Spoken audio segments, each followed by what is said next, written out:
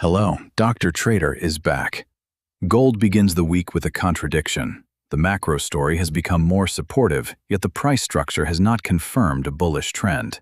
On Monday morning, gold was near 4,394.5, almost exactly at weekly VWAP, while weekly TrendSL remained well overhead. The issue is not whether gold can rise, it is whether buyers are acting before the structure has earned their confidence. The trap is in the entry. Price was only 0.61 above weekly VWAP, leaving buyers with almost no cushion.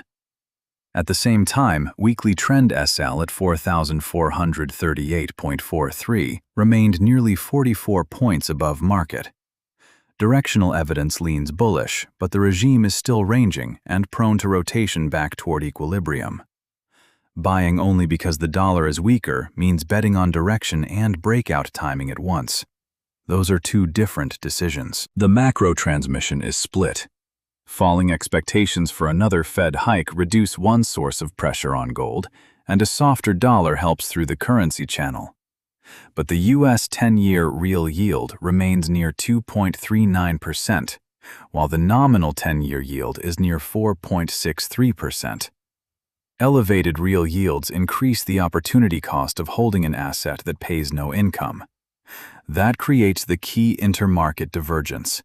The dollar offers support, while the bond market has not fully confirmed the bullish gold narrative. COT positioning is constructive, but the available dataset lacks the detailed provenance fields needed to treat it as decisive standalone evidence. The price map has two critical lines. Weekly VWAP is 4,393.89. The current price, near 4,394.5, is testing that balance line from above. Holding it would preserve the near-term momentum case. Weekly TrendSL is 4,438.43.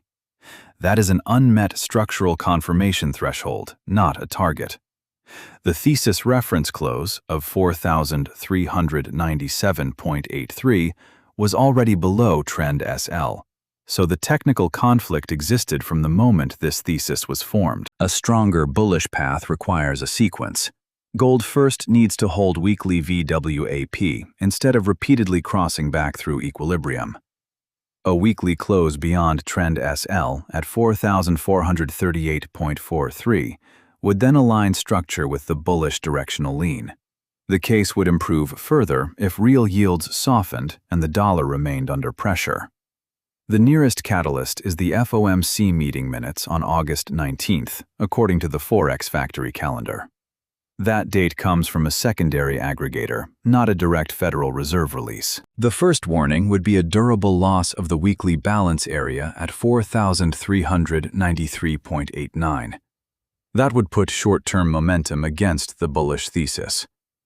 Pressure could deepen if the FOMC minutes revive expectations for tighter policy and push both real yields and the dollar higher. Constructive COT positioning can also become a crowding risk if many participants attempt to reduce exposure together. These conditions do not guarantee a decline. They define what would make the bullish story less trustworthy. The practical conclusion is to let structure catch up with the story. The 2-week directional lean remains bullish, but conviction is low and the market is ranging. Traders without exposure do not need to turn a directional advantage into an urgent entry. Those already holding exposure should assess their own risk around VWAP, TrendSL, and personal limits. Watch the reaction at weekly VWAP and the quality of the weekly close relative to TrendSL. Follow Intermarket Edge on Telegram, X, and our website for the full price map and the next Intermarket update.